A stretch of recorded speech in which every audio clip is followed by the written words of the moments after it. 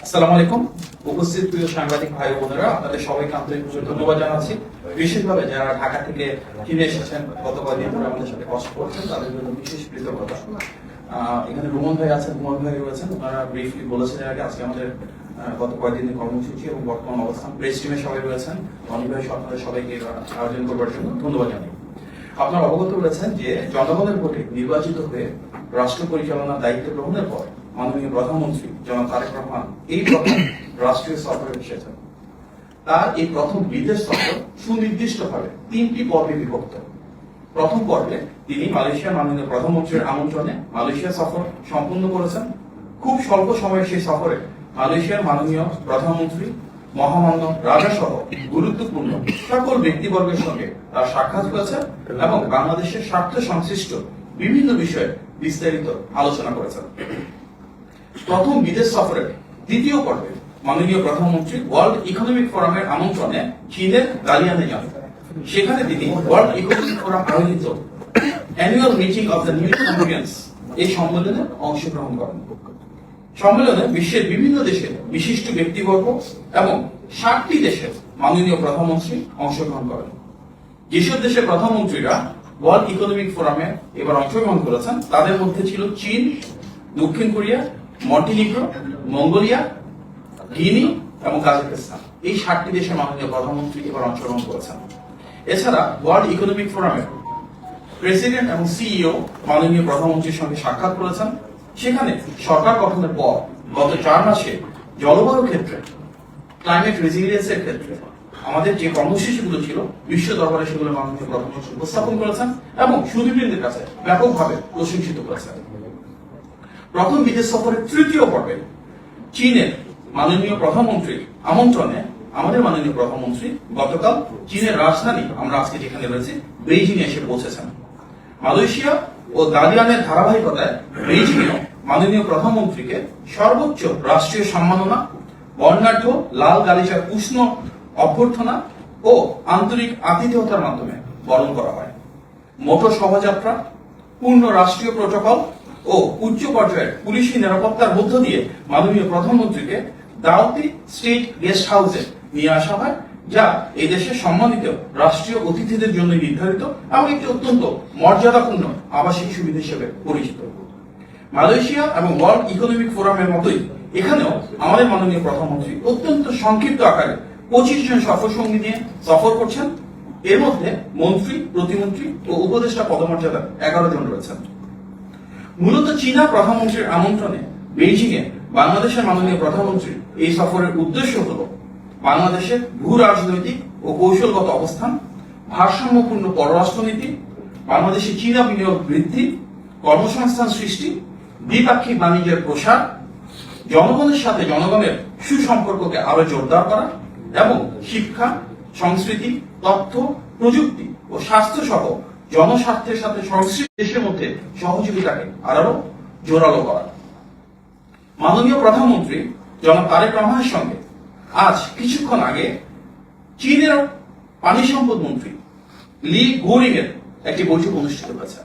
উচ্চ পর্যায়ের সে বৈঠকে তিস্তা মহাপরিকল্পনা সহ বাংলাদেশের বিভিন্ন নদীর ব্যবস্থাপনা, বন্যা ঝুঁকি মোকাবেলা, নদী খনন, নদী ভাঙন রোধ, সেচ ও নৌ নেভিগেশন সহ বিভিন্ন সম্পৃক্ত ক্ষমতা বৃদ্ধিতে বাংলাদেশকে সহযোগিতা করবার আগ্রহ দেখিয়েছেন। ইতিমধ্যে বাংলাদেশে বিনিয়োগ বৃদ্ধির লক্ষ্য নিয়ে আজ সকালে China council for the promotion of international trade, যেটি CCPIT নামে পরিচিত, এবং বাংলাদেশের বিডা, এই দুই প্রতিষ্ঠানের যৌথ উদ্যোগে ইনভেস্ট বাংলাদেশ নামে একটি অনুষ্ঠানের আয়োজন করা হয়েছে। সেখানে চীনের 80 জন প্রথম সারির ব্যবসা প্রতিষ্ঠানের শীর্ষ কর্মকর্তা কিংবা মালিকগণ উপস্থিত ছিলেন। বাংলাদেশে কিভাবে বিনিয়োগ বৃদ্ধি করা যায়, বিনিয়োগের ক্ষেত্রে সরকারের অবস্থান কি এবং কর্মসংস্থান সৃষ্টির লক্ষ্যে গণতান্ত্রিক সরকার কি কি পদক্ষেপ গ্রহণ করেছে এই বিষয়ে মাননীয় প্রধানমন্ত্রী উপস্থিত হয়ে চীনের বিভিন্ন ব্যবসায়িক নেতৃবৃন্দের সাথে মত বিনিময় করেছেন, বাংলাদেশের পলিসিগুলো তুলে ধরেছেন এবং একই সঙ্গে চীনা প্রতিষ্ঠানগুলো বাংলাদেশে যারা খুব ভালো করছে চীন থেকে গিয়ে তারা তাদের নিজেদের প্রত্যাশা, পরিকল্পনা এবং বিনিয়োগ সংশ্লিষ্ট বিভিন্ন তথ্য, উপাত্ত ও অভিজ্ঞতা সবার সামনে তুলে ধরেছেন। মাননীয় প্রধানমন্ত্রী জনাব তারেক রহমান চীনের বিনিয়োগকারীদের বাংলাদেশে বিনিয়োগের আহ্বান জানিয়ে বলেন, অর্থনৈতিক ও প্রশাসনিক সংস্কারের মাধ্যমে বাংলাদেশের উৎপাদন ও শিল্প খাতের নতুন গন্তব্য হিসেবে একটি প্রতিযোগিতামূলক, নির্ভরযোগ্য ও লাভজনক অংশীদার হওয়ার জন্য প্রস্তুত। তিনি জানান, বিনিয়োগ বান্ধব পরিবেশ নিশ্চিত করতে সরকার 180 দিনের একটি বিশেষ কর্মপরিকল্পনা বাস্তবায়নের প্রক্রিয়ায় রয়েছে। পাশাপাশি আনোয়ারা এবং মোংলায় অর্থনৈতিক অঞ্চল উন্নয়ন, চীনে বাংলাদেশের প্রথম ইনভেস্টমেন্ট অফিস স্থাপন এবং অগ্রাধিকার প্রাপ্ত বিভিন্ন খাতে বিশেষ প্রণোদনা প্রদানের উদ্যোগ নেওয়া হচ্ছে। এছাড়াও মাত্র 15 দিনেরও কম সময়ের মধ্যে বিনিয়োগকারীরা যেন নতুন লাইসেন্স পেতে পারেন সে বিষয়ে সরকার কার্যকর উদ্যোগ গ্রহণ শুরু করেছে। গণমানুষের প্রধানমন্ত্রী জনাব তারেক রহমানের সঙ্গে আজকে বেইজিং এর দেওয়াই অতিথি ভবনে চীনের কমিউনিস্ট পার্টির আন্তর্জাতিক বিভাগের মন্ত্রী লিউ হাইকিংসের পার্টি টু পার্টি একটি বৈঠক অনুষ্ঠিত হয়। বৈঠকে তিনি বাংলাদেশ ও চীনের মধ্যে দীর্ঘমেয়াদী অর্থনৈতিক সহযোগিতা, টেকসই সমৃদ্ধি ও পারস্পরিক সহযোগিতার ক্ষেত্রে আরো ঘনিষ্ঠ এবং অংশীদারত্বপূর্ণ সম্পর্কের প্রতি গুরুত্ব প্রদান করেন। এই সময় চীনা পক্ষ দুই দেশের রাজনৈতিক, অর্থনৈতিক ও জনসম্পৃক্ততা আরো জোরদারে আগ্রহ প্রকাশ করে এবং বাংলাদেশের সার্বভৌমত্ব, নিরাপত্তা ও অর্থনৈতিক উন্নয়নে চীনের সমর্থন পুনর্ব্যক্ত করে। উভয় পক্ষই উন্নয়ন, বিনিয়োগ ও জনগণের সংযোগ তথা পার্টি টু পার্টি সম্পর্ককে আরো বিস্তৃত করার মাধ্যমে বাংলাদেশ চীন সম্পর্ককে একটি নতুন উচ্চতায় সামনের দিনগুলোতে নিয়ে যেতে চেয়েছে। বৈঠকে বাংলাদেশ জাতীয়তাবাদী দল বিএনপির সাথে চীনা কমিউনিস্ট পার্টির একটি মেমোরেন্ডাম অফ আন্ডারস্ট্যান্ডিং বা সমঝোতা স্মারক স্বাক্ষরিত হয়। 2002 সালে সাবেক প্রধানমন্ত্রী দেশনেত্রী বেগম খালেদা জিয়ার সঙ্গে বর্তমান প্রধানমন্ত্রী জনাব তারেক রহমান চীন সফরে এসে তিনি এই দেশ থেকে অনেক সমৃদ্ধ স্মৃতি নিয়ে বাংলাদেশে গিয়েছিলেন। তার বাবা বিএনপি প্রতিষ্ঠাতা শহীদ প্রেসিডেন্ট জিয়াউর রহমান 1977 ও 1980 সালে ঐতিহাসিক সফরের মাধ্যমে বাংলাদেশ চীন বন্ধুত্বের যে ভিত্তি সেটি স্থাপন করেছে। দেশনেত্রী বেগম খালেদা জিয়া 7 বার ঐতিহাসিক এবং স্মরণীয় সফরের মাধ্যমে চীন বাংলাদেশের সম্পর্ককে আরো সুদৃঢ় করেছিলেন।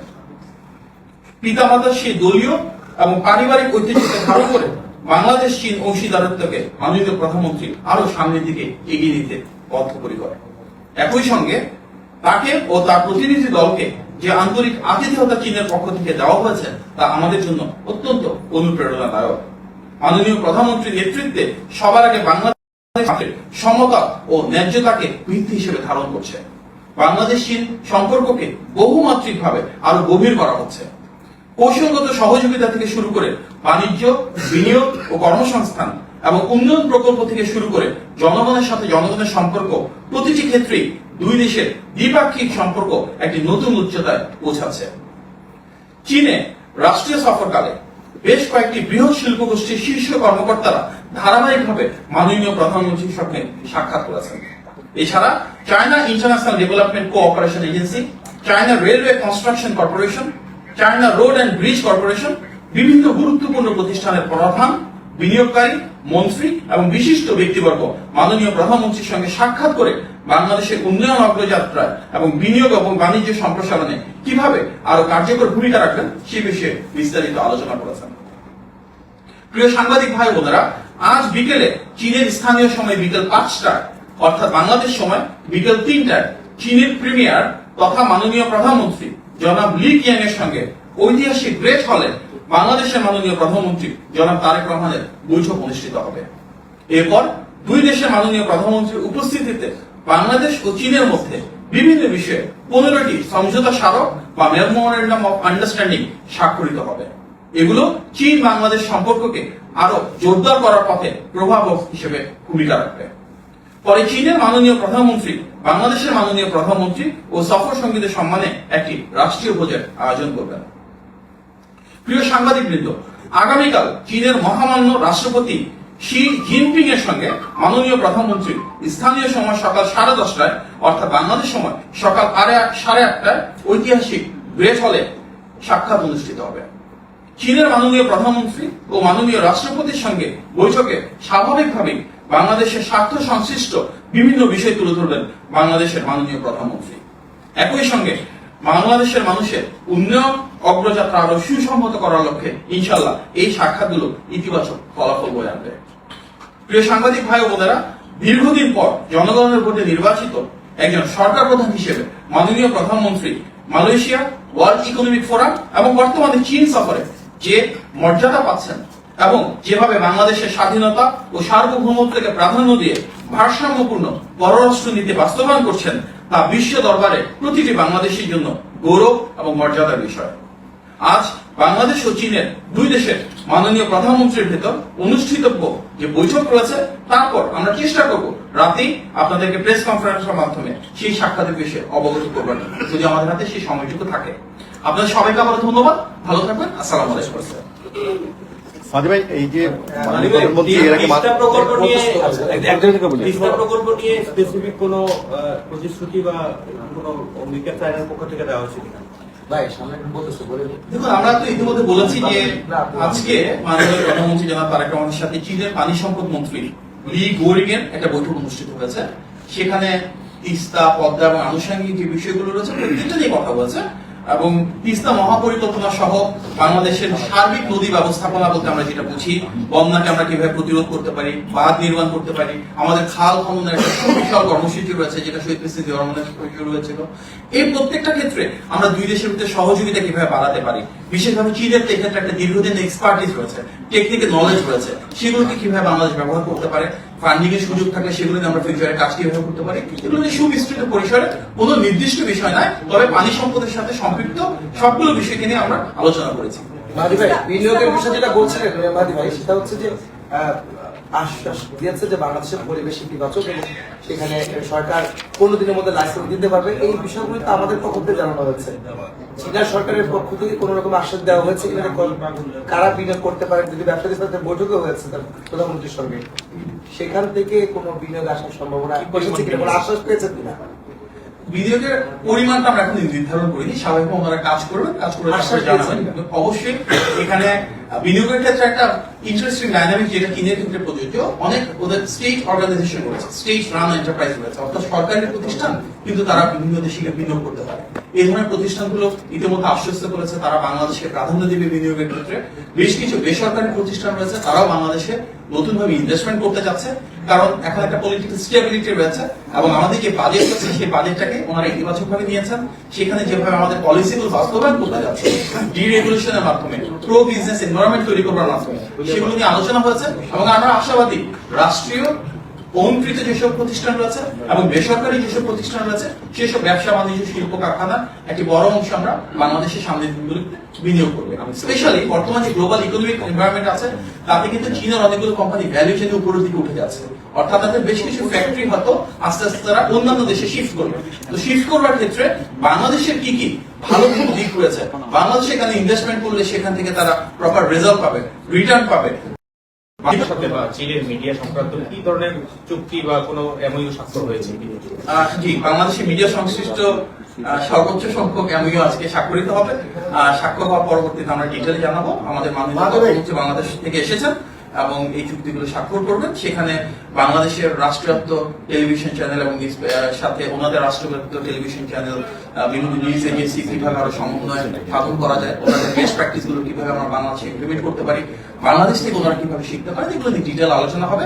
সুতরাং অবশ্যই তথ্য খাতে আমাদের বড় ধরনের সাইন হবে, যেটা মাননীয় তথ্যমন্ত্রী নিজে অংশগ্রহণ করবেন। মাহাদি ভাই, আমি একটা জিনিস একটু জানতে চাই, সেটা হচ্ছে আপনি স্বাধীনতা সার্বভৌমত্বের কথা বললেন। এই সফরে অনেক জায়গাতে মানে বিভিন্ন জায়গায় গণমাধ্যমে এসেছে যে এখানে মাল্টিরোল যুদ্ধ বিমান কেনার ব্যাপারে আলোচনা হতে পারে, সেরকম কোনো সম্ভাবনা আছে কিনা? আর বাংলাদেশে চীনের অনেকগুলো প্রজেক্ট চলমান আছে, বিশেষ করে বিশেষায়িত হাসপাতালের মতো কয়েকটি বড় প্রকল্প চলমান আছে, সেগুলোর অগ্রগতি নিয়ে কোনো কথা হয়েছে? জি, হাসপাতালের অগ্রগতি নিয়ে কথা হচ্ছে। ইতিমধ্যে চীনের একটা বড় হাসপাতাল বাংলাদেশে করছে, আপনারা জানেন। এর বাইরেও যেন স্বাস্থ্য খাতকে প্রাধান্য দিয়ে ওনারা ইনভেস্ট করেন, সেগুলো নিয়ে ডিটেল আলোচনা হচ্ছে। চীনের কিছু কিছু জায়গায় ওনারা গ্রান্ট নেন, কিছু জায়গায় খুব লো ইন্টারেস্টে লোন প্রদান করেন। সেগুলোর ক্ষেত্রে বাংলাদেশের বিপুল জনগোষ্ঠীর স্বাস্থ্য শিক্ষাকে প্রাধান্য দিয়ে জনগণের ভাগ্যের পরিবর্তনে যেসব প্রজেক্ট আছে সেখানে যেন চীন প্রায়োরিটাইজ করে, এগুলো নিয়ে বিস্তারিত আলোচনা হয়েছে। প্রতিরক্ষার বিষয়ে যেটা বলছেন, এখন পর্যন্ত আলোচনা হয়নি, তবে চীনের মাননীয় প্রধানমন্ত্রী বা প্রিমিয়ার এবং চীনের মহামান্য রাষ্ট্রপতির সাথে মিটিং আছে, সেখানে প্রাসঙ্গিকভাবে সেই বিষয়গুলো আসলে পরবর্তীতে আমরা অবগত করবো।